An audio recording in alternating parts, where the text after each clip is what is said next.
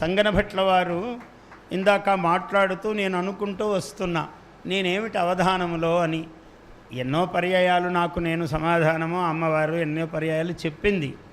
అయినా కూడా ఏదో మళ్ళీ అడుగుతుంటాం కదా, మాట్లాడే మనిషి దొరికితే అడుగుతూ ఉంటాం మనం కూడా.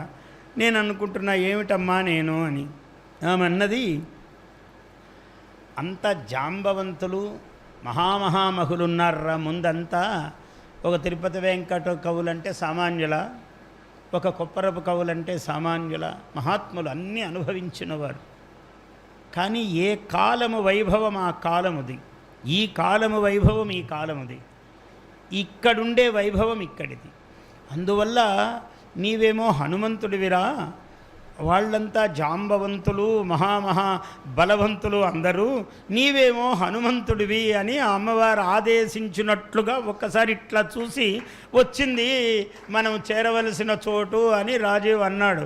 అంటే ఒక్కసారి తేటబడ్డా, ఎక్కడో మనసుంది విహారం చేస్తూ ఉన్నది అని అవే మాటలు సంగనభట్ల వారు పలికారు. నేను ఆయన్ని చూసి సంగనభట్ల వారా అక్కడ కూర్చున్నారు అన్నాను.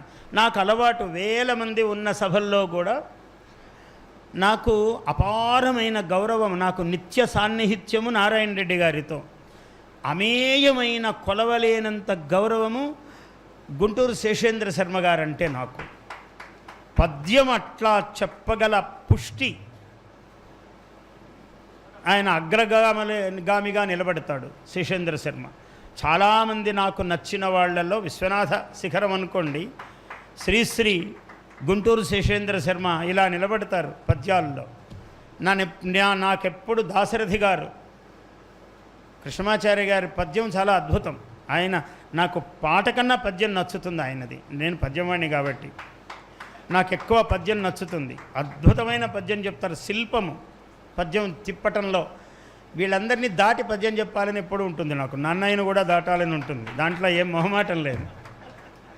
నన్నయ్య పద్యం చూస్తే ఇంతకన్నా మంచి పద్యం రాయాలనే కూర్చుంటాను నేను, రాస్తా కూడా, ఏమీ అందులో సందేహం లేదు. మళ్ళీ నా భుజం నేనే తట్టుకున్నట్టు అమ్మవారు ఏం పద్యం రా అన్నట్టే చెప్తాను నేను.